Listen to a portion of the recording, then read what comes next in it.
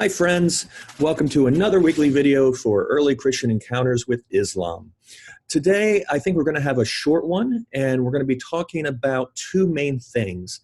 One of the chapters we read today highlighted a variety of Christian churches or denominations and their relationship to Islam. And I just wanted to say a tiny bit about each church, who they are, and what they're up to today. Second, I want to highlight two of the theologumenon, that is, a fun word that Griffith used, which simply means topics for theological reflection and debate. So let's begin with a few different churches. Let me get the shared screen set up here and make this big. And here we have a picture of some priests in the Maronite tradition. The Maronites are related to Saint Maron, a 4th century monk of the Syriac tradition, who apparently came and settled near Mount Lebanon in modern-day Lebanon. And the Maronites are a group that identify themselves as Chalcedonian, and they are interestingly in full communion with the Roman See.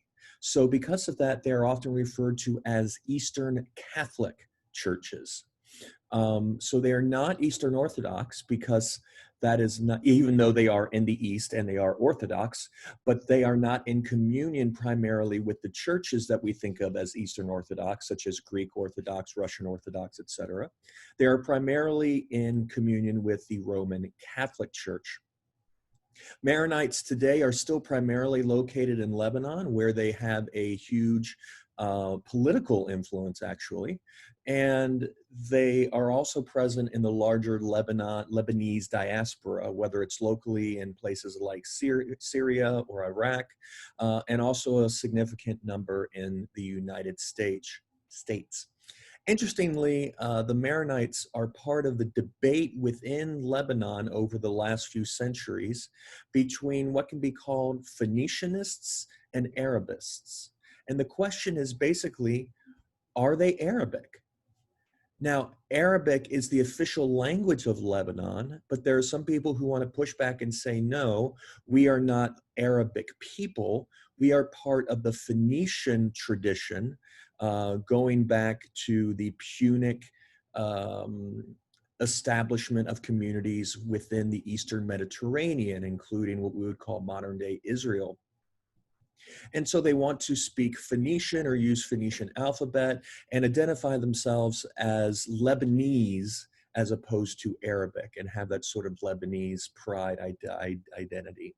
So there is an ethnic linguistic component to who the Maronites understand themselves to be, and Syriac is going to be their primary liturgical language. They're also sometimes referred to as a Western Syriac church. So in summary, Maronites, they're Chalcedonian, in full communion, not with the Eastern Orthodox churches, but with the Roman Catholic Church. That's really the main thing. Georgian Orthodox, this is an old, I want to say 6th century monastery in Georgia. That is the country of Georgia, not the state, to be clear. And they identify themselves as going all the way back to St. Andrew. They probably were evangelized more in the 4th century, but it is not impossible that someone in the 1st or early 2nd century got to them. The Georgian Orthodox Church is a part of Eastern Orthodoxy. So unlike the Maronite churches, who identify with and are in communion with the Roman Catholic Church, the Georgian Orthodox are in communion with the Greek Orthodox, the Russian Orthodox, etc.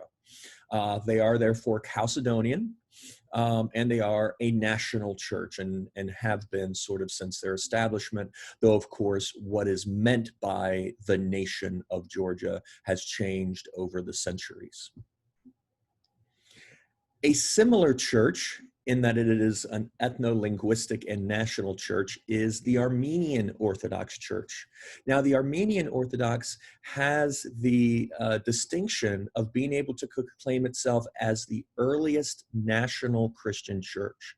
That is, The rulers of Armenia were converted to Christianity and therefore converted the rest of the nation to Christianity prior to the conversion of Constantine and the Roman Empire. So they have that sort of primacy that they are quite proud of. Armenian Orthodoxy is not in communion with Eastern Orthodoxy because they are non-Chalcedonian. That is, they reject Chalcedon. They are what we would call monophysites, though they would reject that term and say miaphysite. We can talk more about that on Wednesday, about what that means if you're interested. But they are a member of what is sometimes called Oriental Orthodox, which is another term for Eastern Orthodox, except for some folks it means even further east than the Eastern Orthodox. They are non-Chalcedonian, I said that, Oriental Orthodox, so they're in communion with, for instance, the Coptic Church located in Egypt and other so-called Monophysite communities. So this would be an example of a Jacobite church, even though they would not necessarily have a lineage going back to Jacob of Serug, where that term comes from. So finally, I want to talk about the Church of the East. This is actually a 6th century monastery. I'm sure about that. Actually, no, now that I'm remembering, it is a 6th century church in, you would ask me that. I had this a second ago. I want to say Iraq. And that's very likely. The Church of the East, this is what Timmy Baggs was a part of. And the Church of the East is what is often referred to as a Nestorian church. They rejected the Council of Ephesus and the Council of Chalcedon and maintained the dual natures of Christ without any mixture or confusion. Now, the Church of the East was neither Oriental Orthodox nor Eastern Orthodox, but was its own thing called the East Syrian Church sometimes. The Church of the East in modern times has split up into 3 separate churches, all claiming legitimate descent from the Church of the East, such as the Assyrian Orthodox Church, the ancient Church of the East. I'm sorry, I'm going to back up. My mind is blanking at the moment, and I keep saying the wrong thing, as if this isn't confusing enough. So the Church of the East has divided itself into 3 churches, each claiming the legitimate lineage from the original Church of the East. You have the Assyrian Church of the East, there it is. You have the ancient Church of the East, and you have the Chaldean Orthodox Church. The interesting thing is that the Chaldean Orthodox Church is another Eastern Catholic church in full communion with Rome. So they've sort of gotten rid of their Nestorian badge of dishonor, right? They are no longer seen in the West as Nestorian, whereas the Assyrian Church of the East and the ancient Church of the East are. What's that mean? Well, it means that the Chaldean Church of the East, like the Maronites, are tied to Rome as far as their communion is concerned. But much like the Maronites, they maintain an Eastern liturgical practice. So their doctrine and their kind of affiliation, if you will, is in line with Rome, but their liturgy is going to be Eastern. Now, what that means, we can talk about that later, but for now, just know that the main part is that they are in communion with Rome. So, Maronites, Chalcedonian, in communion with Rome, very Lebanese. What was the next one? The next one was Georgian, Chalcedonian, in communion with Eastern Orthodox churches. Armenian, non-Chalcedonian, in communion with the Oriental churches, such as the Coptic Church. Church of the East, mostly Nestorian, quote unquote, right? In communion, not with those others, except for the Chaldean Church, which has broken off from the Church of the East and since become in communion with Rome. So what I'm doing this for, one is, I think when we think of ecumenical work within Christianity, we often think of, Catholics and Protestants, or working with conservatives and liberals, or between, if we're going really big, Western and Eastern churches. But I think we forget a lot of the complexity within our Eastern siblings that still exists. They're not majority churches anymore. They're not huge influences anymore in the region, but they are there. And these are the ones often who have suffered under both the United States military campaigns in Iraq and under things like ISIS. So in a sense, my main point is that we need to know that these exist. And studying the early history of Christianity in relationship to Islam is a great opportunity to remind ourselves that these communions exist, so that we can know that when we talk about Christianity and Islam, it's not necessarily just Baptists and Muslims or Catholics and Muslims, but there is a whole history of Christians in what we would call the Middle East, North Africa, etc., that are part of a more complex relationship of churches than we often recognize. So let's move to a couple Theologumenon. See, there they are. Aren't they great? Griffith spent some time talking about both of these, so I want to take a second just to highlight their significance. The first is the Quran. What are Christians to do with the Quran? On the one hand, from the Muslim point of view, the Quran should be a model or the basis for conversion. You have scripture, you Jews, you Christians, you have scripture, we have scripture. You have revelation, we have revelation. Yours has just been distorted. Come and see how ours is the true revelation. So part of the technique that Christians needed to do to undermine the legitimacy of the claims of the Quran or the claims about the Quran was to make it seem illegitimate, to delegitimate its claims. And I find it fascinating. It's deeply insulting to the Quran, it's deeply insulting to Islam, but it's still fascinating the creative ways they go about doing this. For instance, the story of the monk who essentially tells Muhammad all about Christianity, and then Muhammad writes it down and messes it up. So what this ridiculous story does is that it says, yes, the Quran has some good stuff in it, but it's not reliable.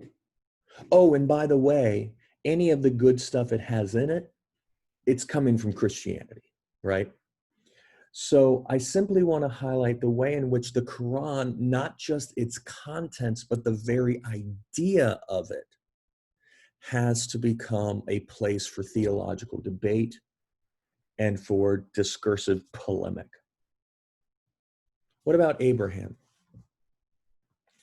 Abraham is a fun one because Abraham is, in theory, what all of these traditions have in common. They all go back to Abraham. But what does that mean? From the Muslim point of view, what it means is that Abraham represents a pure monotheism and pure adherence to God's law. Now, what this means then is that the Muslims can say to the Christians and to the Jews, in as much as your religion has deviated from the purity of Abraham, you have gone beyond what true Muslim is, what a true Muslim is. And so they actually say Abraham was a Muslim. Now, the interesting thing is, what do they mean by that? What does it mean to call someone like Abraham a Muslim? Well, for one thing, it could be read as signifying that Abraham was a crypto Muslim. What do you mean by crypto? A secret Muslim. Even if he didn't know it, he was a member of this religious community that would come thousands of years after him. Now, this is the thing. They're not the first to do this. Christians did this too. Abraham entertained the three angels, right? The three messengers. For early Christians, this represented his encounter with and belief in the Trinity. Abraham was willing to sacrifice and almost did sacrifice his only son. Well, we know what Christians would say that represents. So one strategy in early Christianity was again to reclaim Abraham and to say that Abraham was a crypto Christian. Whether he knew it or not, he represented Christian beliefs, not just Jewish. And he represented a purer form of religion that had been, the Christians would argue, polluted or corrupted by certain aspects of Judaism. Similarly, if you think about debates in the New Testament, Hebrews, Romans, about the faith of Abraham, how is Abraham saved? Well, was it by his good works or was it by his faith, et cetera, et cetera? I'm not going to get into those. But they again represent the power of the figure of Abraham, not just to bring people together, though that would be great and often is great when it does happen, but actually to separate them apart. So even though the Muslims were able to say Abraham is the true model of faith and we all share this legacy from him and honor him, they are also able to say it in a way that can be seen as ostracizing of the other religion rather than embracing, right? It can be the basis for interreligious dialogue and a rapprochement, but it can also be the basis of dividing a wedge by saying, we have the true Abraham, and Abraham's one of ours, not one of yours. So this brings us back to the saying that Abraham was a Muslim. I think that the best way to understand that is not this crypto-Muslim idea or like a capital M Muslim as Griffith distinguishes, right? But I follow Griffith in saying it's a lowercase m, simply meaning one who submits to God. And so it's still claiming Abraham for the Muslim faith, right? And using this term to mean certain ways, certain things that are inherently connected to Islam and not as much to the other religions. But it opens up this door to say, well, what does it mean, and can we find common ground for understanding what it means to submit ourselves to God? The final thing I want to talk about is not on the slideshow, so I'm going to, I'm going to stop the share. Hi, I'm back, and I'm just realizing that my glasses are reflecting a big old window, so I'm sorry about that. Anyhow, I want to talk about this claim that Griffith keeps making throughout the book, basically that Christians are working within a new Muslim idiom, that when they move into Arabic, they have to work within the Muslim thought world. And I want to talk about exactly what that means, because this is one of the shortfallings of Griffith's book, I think. It's a great book. He says a lot, provides a lot of information. But this particular thing, he asserts, but he doesn't really argue it. He doesn't explain what the hell he means by it. He just keeps saying it over and over again. Well, when they went into Arabic, they had to adapt to the Muslim thought world, the Muslim way of doing things for their theology. And I just want to offer a sort of analogy for what that might mean. I think we can understand it in this way. Grace.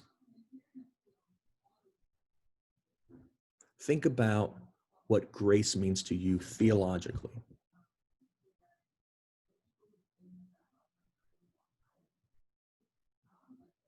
Now, grace literally, so the word in English means gift. Even the word in Greek that we translate to grace means gift. Now, imagine the word gift doesn't exist and you only have the word grace to mean the theological idea of grace as well as a common everyday gift. If someone comes into, okay, let's also imagine, because I realize there are a few other caveats I have, not caveats, but conditions I have to name. Imagine that English is a thoroughly Christian language. Some ways it is, but that's another issue. So that someone coming, for instance, from Mandarin and wanting to write about a particular theological or philosophical idea in English wants to talk about the nature of a gift. Now, I'm not going to pretend to know what a Mandarin Chinese understanding of gift giving is, but I'm going to say, let's just pretend they want to talk about something being a gift of God. But by God, they don't mean our God.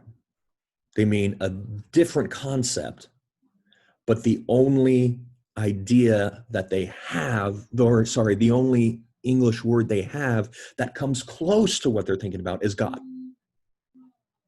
So they're having this conversation or they're writing this text to talk about something they're forced to call the gift of God. Or rather, the grace of God. Sorry, I'm forgetting my own rules. Y'all, I'm in the middle of a move. My brain is not here. So please, gracious forgiveness. Hey, there's grace. They want to talk about the grace of God. Now, all they mean is maybe something that all of life is given to us by the universe. Maybe that's what they mean. But they can't say that. They don't have those words. All they have are grace, which means gift, and God, which means something. And I say this simply because it might help us think about what it means to talk theologically in a different linguistic, cultural, and religious idiom. Our language is limited, and you can't necessarily just translate it in the sense of a word for word. Even though lots of Christians did and tried and says, okay, what's the best word? What's the best way to do this? One of the things that Griffith names is that there was a lost opportunity in the 8th, 9th, 10th century for Christians in the world of Islam to completely rethink how to articulate their Christian theology and faith in these new idioms. But it seems that the vast majority, not all, but the vast majority were satisfied just to find some way to translate. So you have this difference between just trying to make sense and reimagining in a different idiom. One of those, I think, is more profitable for interfaith conversation than others. I'll let you choose what you think is the best. Maybe that'll be a question we'll talk about on Wednesday. Maybe it doesn't make sense, and maybe it won't be. Maybe I need to go pack more boxes. Thanks, folks. We'll see you on Wednesday.